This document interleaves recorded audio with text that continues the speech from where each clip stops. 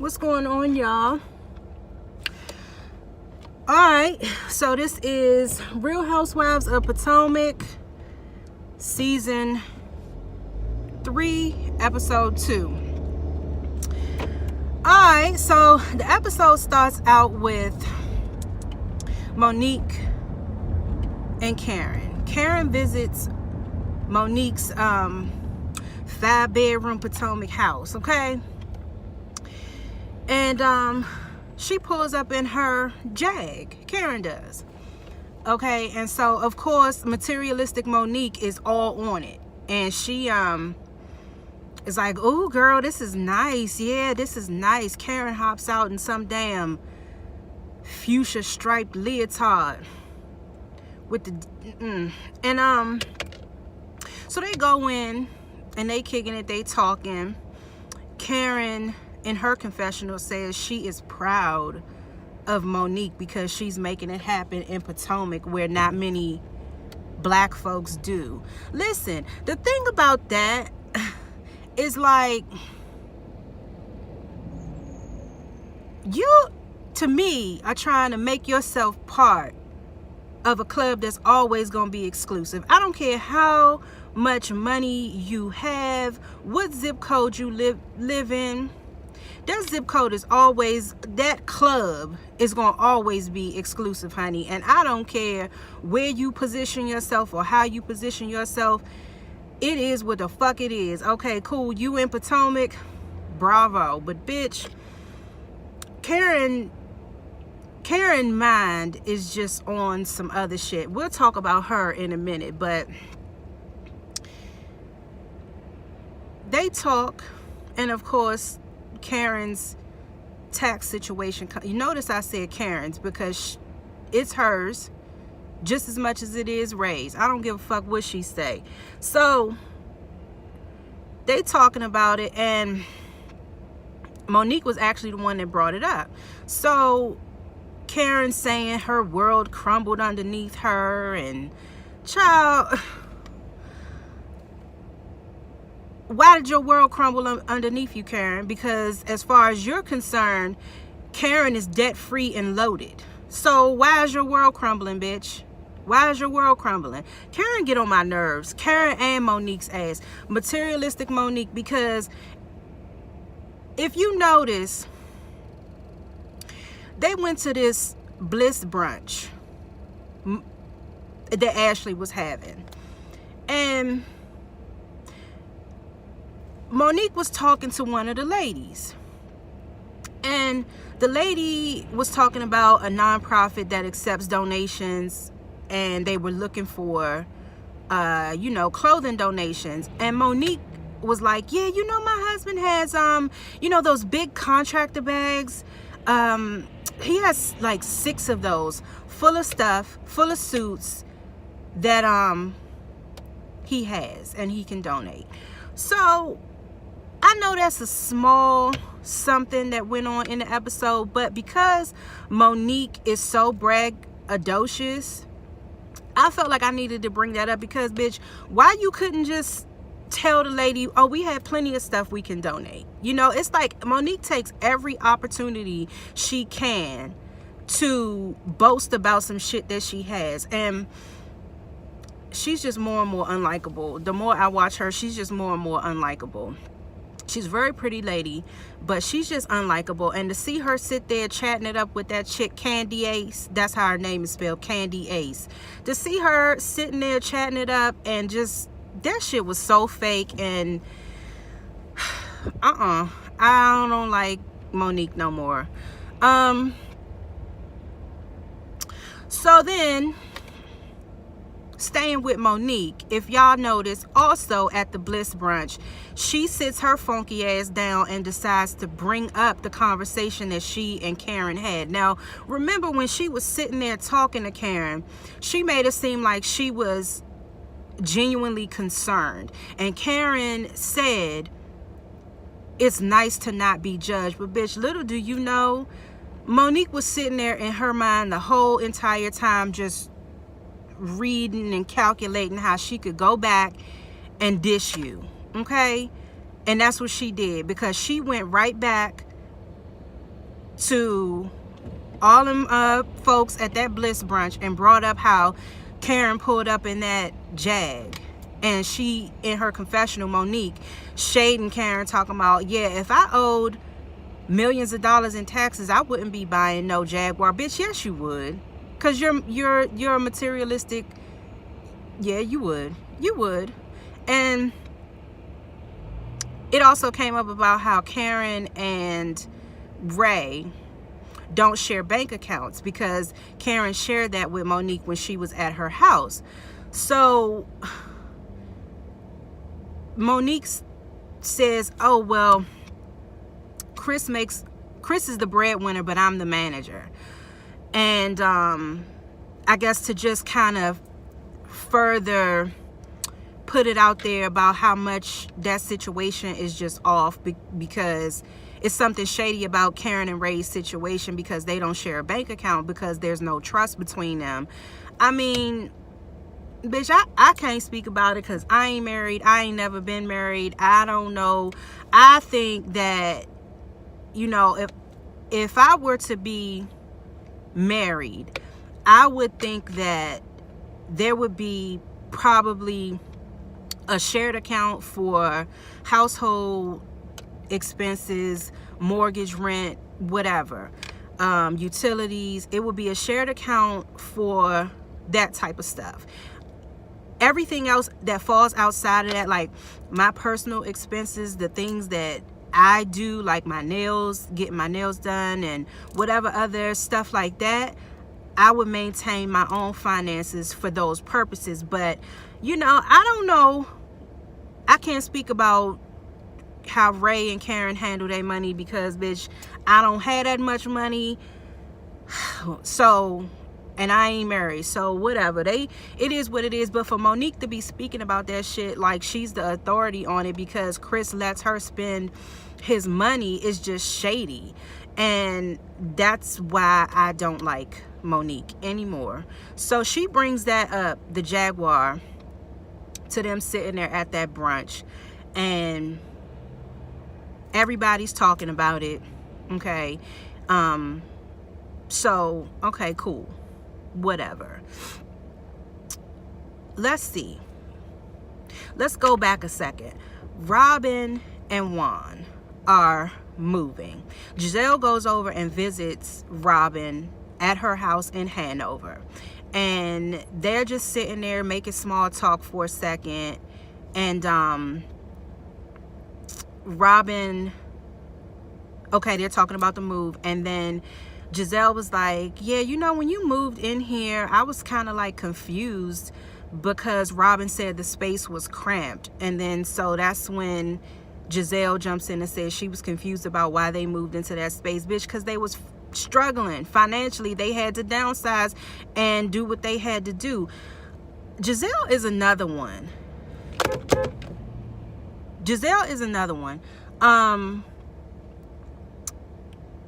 But anyway, so I'm sorry, y'all. I don't know what is going on. I've been at this light this entire time and I don't know what the hell.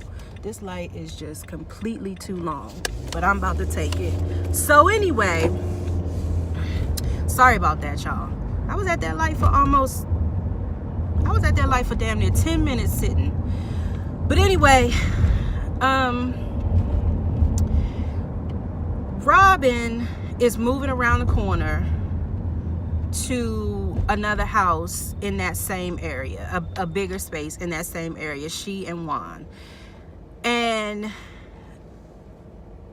Robin goes on to talk about how, okay, hold on, we'll get to that in a second. But anyway, while Giselle is there, they start talking about going on a double date with Giselle and Sherman, right?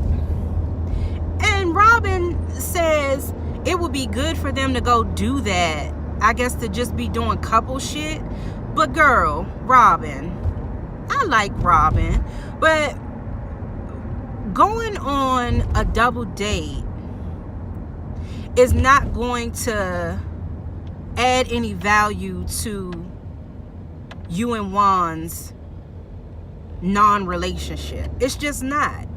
And Robin is trying to force, what is it, a square peg into a round hole.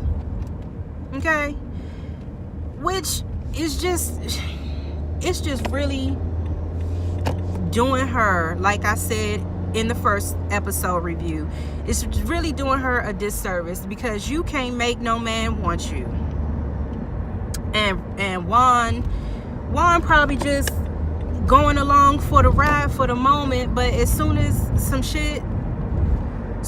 ass pass, okay, I wouldn't be surprised if Juan go right back and do the same shit all over again. Then Giselle gonna be right back in the same boat from Robin gonna be right back in the same boat from last season.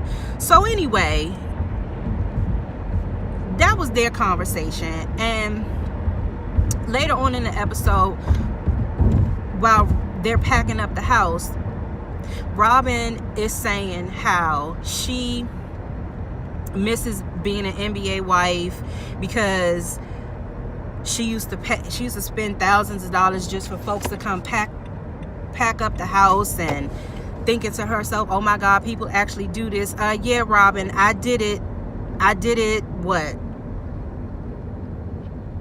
I did it like 9 times in a matter of maybe 6 years. Yes, I packed up an entire apartment and moved myself. No movers, nothing like that. So yeah, people actually do that. That just goes to show you how much of a bubble these girls are in. But anyway, she also slid some shit in there about Ashley, how Ashley doesn't understand what it's like to be with a man from the ground up, basically, because Robin was with Juan back in the day, like back in the late 90s when Juan wasn't NBA Juan. So she's making the point that she's been there with him through the ups and downs, highs and lows and everything. But Ashley hasn't. Ashley married a rich man, and so she doesn't understand what it means to be holding on because of that reason. But history is just that, Robin. It's history. That shit don't have nothing to do with your future. Okay? And I get you have kids together and you've been through a whole bunch of shit, but that holding on to nothing just wastes your damn time and ends up aggravating the shit out of you in the end. And Juan don't give a damn.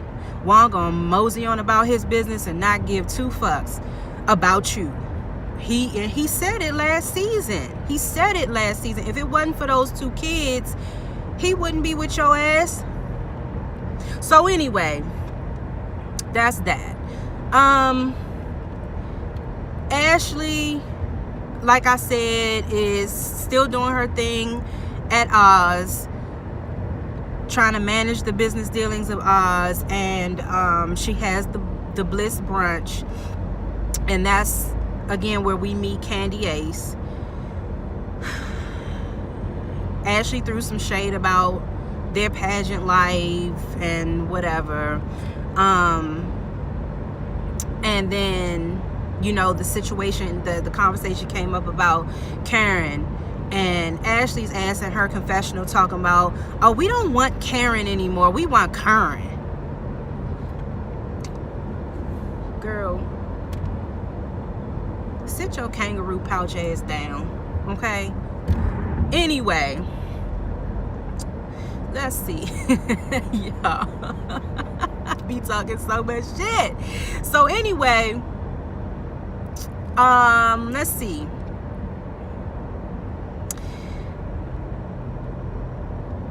Giselle and Sherman, they go on a date. Giselle says Sherman is checking all of her boxes, and how Herman and Kevin were flops, and Sherman is checking all of her boxes. Talked about if they wanted to blend they family, they would, and whatever. So they're corny. I don't care. They're corny. Giselle is corny. Sherman's corny. Whatever. And okay, y'all already know what we came here to talk about. Is this damn press conference that Karen side part forehead Huger decided to assemble. Okay, so Karen had reached out to all of the ladies to get together to sort of, I guess, as far as she was concerned, to pretty much clear her name and to further throw Papa Ray's ass under the bus. Okay, so she reaches out to them and coordinates this event. Why, bitch? Why? The thing is, if you think that these ladies are backstabbing batches, why do you give a fuck? This is why I say Karen is so consumed by vanity. It is ridiculous. She wants to look a certain way and maintain a certain appearance, and it's not working because we see you, bitch. We see you. We know that your ass is lying. But anyway, she puts together this event, and all I can think about in my mind is she spent money, or I don't know, maybe Bravo paid to put that event together. Either way, money was spent to have this event, and people had to coordinate logistics to get this shit together.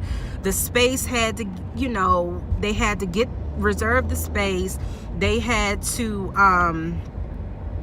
motherfucking, somebody went and was mining around on Twitter to take screen grabs and print this shit out. She had pens, pencils and shit, and dumb peanuts, pencils and peanuts. Girl, bye. If you don't get your predator head ass out of here. So anyway, the event goes down, and everybody is pretty much throwing these questions out at Karen, okay? And Karen, she was talking, but then Robin pretty much called her out and was like, basically saying that she was lying. And Karen, that set Karen off. She got so agitated. She got up out of her seat and was like, "You not gonna tell me what my truth is?" and telling them to mind their business. And Ashley asked Karen, was she gonna be indicted on anything? And then immediately Karen was like, well, was Michael indicted about swinging his dick across Instagram? Girl, what does that have to do with anything?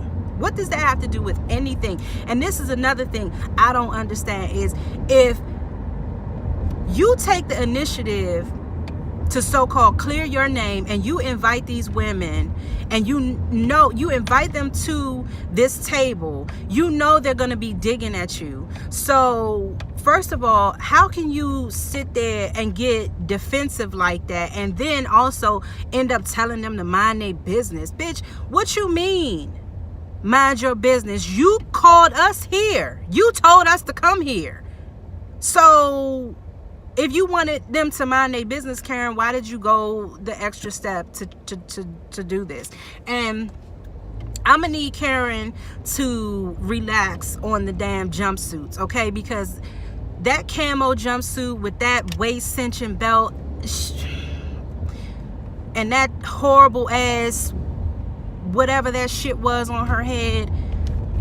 Listen, Karen wants to be in charge of the girls, okay? Karen really wants to be in charge of the girls, and because she feeling like that is slipping away from her, she's getting very agitated. And you could just see it in her mannerisms when she was sitting at the table, how agitated she was getting. She was pointing her finger at Ashley.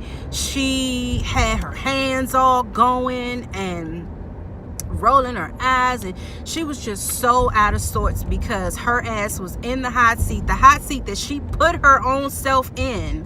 Okay, because in my view, she thought she was going to bring them women there and basically dictate to them how that conversation was going to go, and it didn't go like that. And that's another thing about Karen's ass. Karen wants to be very much in control of shit. As long as she can dictate to Ray, and as long as she can have whatever money at her fingertips, she's cool. But as soon as that ain't the case, then she's feeling like somebody is not, she ain't on her pedestal no more. And that's another thing about this shit. I don't believe in putting people on pedestals, okay? I really don't believe in that shit, because we are all human, we all make mistakes, and we all fall short. So all that grandiose shit and approaching Karen like, you know, she's some, as she called it, grand dame. No, bitch. No, you're not really. And we all know you're not. Okay? So, and I don't think anyone should feel like they deserve to be put on a pedestal. Okay? Respect is one thing, but being put on a pedestal, that, listen, don't put me on no pedestal, okay? Because in my mind, that's having unrealistic expectations of me. And if I fall short, then that's gonna have you looking at me some kind of sideways. And for real, I don't give a fuck if you looking at me some kind of sideways, because that's on you. But at the same time, I don't expect for people to put me on any kind of pedestal, because I'm going to build my relationship with you, and I'm gonna be 100 with you. I'm gonna tell you when I fucked up. I'm gonna tell you if you hurt my feelings. I'm gonna tell you, you know, and I expect you to tell me. But Karen's ass done perched herself up on some high ass ivory pedestal, thinking everybody's supposed to kiss her motherfucking monkey ass feet. No, I'm sorry, that's not what's gonna happen. And then the little guy that was there, that Karen said was her friend, she treated him like shit in the moment. You know, because she had gotten so aggravated with what was going on, she just completely dissed him and told him to basically shut the fuck up. You know, so Giselle and Robin, they got this partnership going on, I guess, because earlier on in the episode, Robin and Giselle, when, I think this was when Giselle was over at Robin's house, Robin downloaded Giselle on the lunch that happened with Karen. And then Giselle's ass pulls out this t-shirt. She got these t-shirts talking about God bless the Hugers or some shady ass bullshit. She was making iron-on t-shirts, and then this hoe wore the fucking shirt to the press conference. Okay, so Giselle knew what the fuck she was doing with that raggedy ass shirt. She knew what she was doing. She knew she was poking the bear, and she knew she was gonna aggravate the fuck out of Karen, and that's exactly what she did, because when Giselle arrived at the conference, you could see the look on Karen's face and that fake hug, one-arm hug she gave Giselle. Okay, so I ain't here for none of these bitches, because they all pretentious as fuck. I like talking shit about them, Okay, so that's what we gonna do when we do these reviews. And anyway, so that was the press conference pretty much, and we'll see what happens, because Karen, you know, somebody asked her, I forgot who it was, but somebody asked Karen, are you gonna stay with Ray? And she said, well, why wouldn't I? Bitch, because you done already threw his ass under the bus. You are separating yourself from the situation. So, I mean, what are we, you know, what are you doing? They also talked about, you know, the implications of filing joint tax returns, separate tax returns, whatever. Karen's still in there, you know, bullshitting, you know, like people don't see through that shit. So anyway, y'all, that's it. And I'll see y'all back for the next episode. All right, take care, y'all.